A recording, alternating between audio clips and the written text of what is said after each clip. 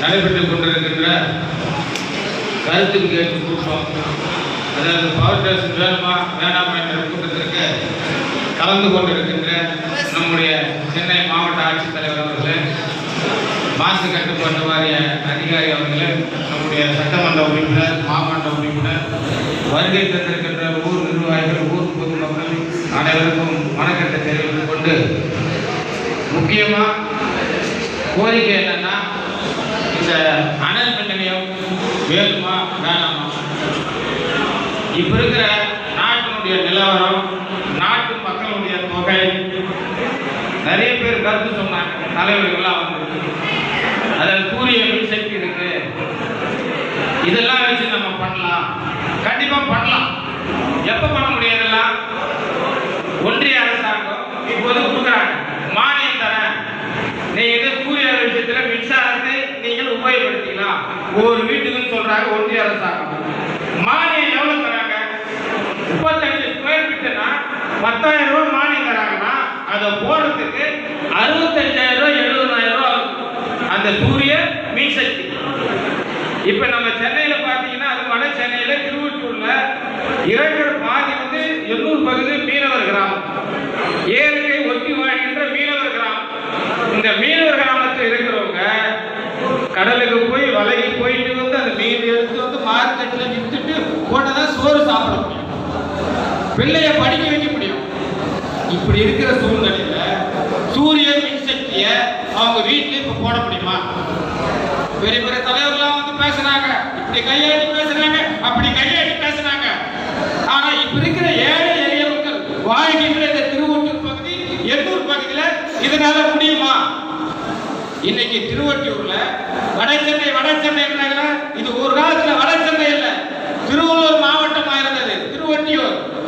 2011 திராவிட முன்னேற்ற கழக ஆட்சியில முத்தமிழ் கலைஞராக இருக்கின்ற போதுதான் சென்னை மாநகராட்சியோடு இணைக்கப்பட்டு சென்னை மாவட்ட ஆட்சித்தலைவருடைய கண்ட்ரோல் இப்ப திருவொற்றியூர் வருது.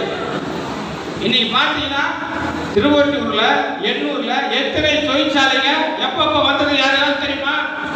1968, 69 பேரறிஞர் அண்ணா முதலமைச்சராக இருக்கும் போதுதான் எண்ணூர் அனல் நிலையம் அடிக்கல் நாட்டப்பட்டது. 1971 கலைஞரால் தான் நிர்வாகப்பட்டது.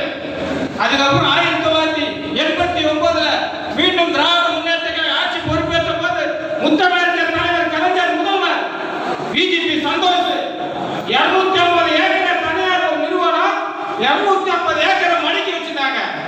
சந்தோஷ் நிறுவனத்தை பிஜேபி சந்தோஷ் நிறுவனத்தில் பேசி இன்னைக்கு 800 அனல் நிலையம், அத்திப்பட்ட அனல் நிலையத்தை உருவாக்கியது திராவிட முன்னேற்ற கழக அரசாங்கம், முத்தமிழர் கலைஞர். இது வரைக்கும் எந்த தலைவர்கள்லாம் பேசிட்டு போனாங்க, எத்தனையோ தலைவர்கள் வந்தாங்க. யாராவது எந்த தொழிற்சாலையாவது 800க்கோ 200க்கோ திருவொற்றியூருக்கோ கொண்டு வந்த வரலாறு இருக்குதா? அனல் நிலையம் வேணாம் வேணான்ற, ஏன் வேணான்ற, இதுக்குன்னு ஒரு குரூப்பு சுத்துது. அதாவது திமுக அரசாங்கம் ஏதாவது கொண்டு வரணும்னா இதுக்குன்னு ரிங் மாதிரி ஒரு குரூப்பு சுத்துது. ஒரு தனிப்பட்ட ஒரு நிறுவனத்தை சேர்ந்தவர், நான் அவர் பேரை சொல்ல முடியல, 10,000 நோட்டீஸ எர்ணாகுளம் 800 நகர கருத்து கேட்பு கூட்டத்துக்கு தமிழ்நாடு ஃபுல்லா 10,000 நோட்டீஸ போயிட்டு விநியோகம் பண்றார். ஏன் அவருக்கு அக்கறை? இந்த திட்டம் வரக்கூடாது. இது என்ன அதானி கொண்டு வந்த திட்டமா? இல்ல அதானி நாங்க வித்துட்டுமா திட்டத்தை? ஏன் மக்களுக்கு வருகிற திட்டத்தை ஏன் தடுக்கிறீங்க? நீங்க சொல்றதெல்லாம் கரெக்ட் தான், சோலார் கொடுக்கலாம், மின் விசிறி கரண்ட் கொண்டு வரலாம், இதெல்லாம் கொண்டு வரலாம், படிப்படியாக கொண்டு வர முடியும். இதை உருவாக்கிட்டு அதை படிப்படியாக கொண்டு வர முடியும். தமிழ்நாடு அரசாங்கத்தால நான் சொன்ன மாதிரி முதல் மாதிரி ஒன்றிய அரசாங்கம் 30 ஸ்கொயர் ஃபீட்டுக்கு 70,000 ரூபாய் 15,000 ரூபாய் தான் மானியம் கொடுக்குது. மற்ற பணத்தை எப்படி போவோம்? கூலி வேலை செய்யற தொழிலாளி. அதனாலதான் இந்த மின் திட்டத்தை 800 பகுதியில் கொண்டு வரோம். இங்க இருக்கிற மக்கள் வேணான்றாங்களா? இங்க இருக்கிற எங்க மண்ணி மைனர்கள் வேணான்றாங்களா? வேணான்னு சொல்லல. அவங்க கேட்கிற கோரிக்கை என்ன? எங்களுக்கு வேலை வாய்ப்பு கொடுங்க. 89 மின்சாரத்தை கொண்டு வர மாட்டோம். அப்பவே அறிவிப்பு போட்டது ஒரு சட்டமன்ற உறுப்பினர் சொன்னார், எங்க ஆட்சி வந்த பிறகு நாங்க வந்து 750 பேர் 500 பேர் வேலை கொடுத்தோம். அது கிடையாது. இந்த இடத்தை எடுக்கின்ற போது நெட்டுக்குப்பம், தாயக்குப்பம், காட்டுக்குப்பம், மீனவர் கிராமத்தில் அன்னைக்கு நகராட்சி மன்ற தலைவராக வைத்து 750 பேர் இல்ல 1200 பேர் மக்களுக்கு வேலை வாய்ப்பு கொடுத்து நாங்க அக்ரிமெண்ட் போட்டோம். அதுல 600 பேருக்கு தான் வேலை கொடுத்தாங்க, மற்ற வேலையை விட்டுட்டாங்க. எல்லாமே எங்களுக்கு தெரியும். இப்ப நாங்க என்ன கேட்கிறோம், எங்க சட்டமன்ற உறுப்பினர் இருக்கிறார் கேபி சங்கர், நாடாளுமன்ற உறுப்பினர் கலாநிதி வீராசாமி இருக்கிறார், எங்கள் மாவட்ட செயலாளர் மாதாவர் சுதர்சன் இருக்கிறார், எங்களுடைய அமைச்சர் மாண்பு திராவிட மாடல் ஆட்சியர் முதலமைச்சர் அதான் தளபதி இருக்கிறார். வேலை வாய்ப்பு இல்லை, வேலை வாய்ப்பு இல்லை ஒருத்தர் கேட்கிறார், வேலை கொடுத்துட்டா உயிரோடு இருந்துருவியா? இவ்வளவு நாள் 50 வருஷமா இருக்க தொழிற்சாலைங்க கோரமண்டல் கம்பெனிக்கு ஒரு விபத்து ஏற்பட்டது, அது சரி செய்யப்பட்டது. அந்த கோரமண்டல் திறக்கப்படவில்லை. கடல்ல இருந்து கப்பலும் வந்து அந்த ஆசிரியர் இறக்கல, பாதுகாக்கலையா திராவிட முன்னேற்ற கழக அரசாங்கம்?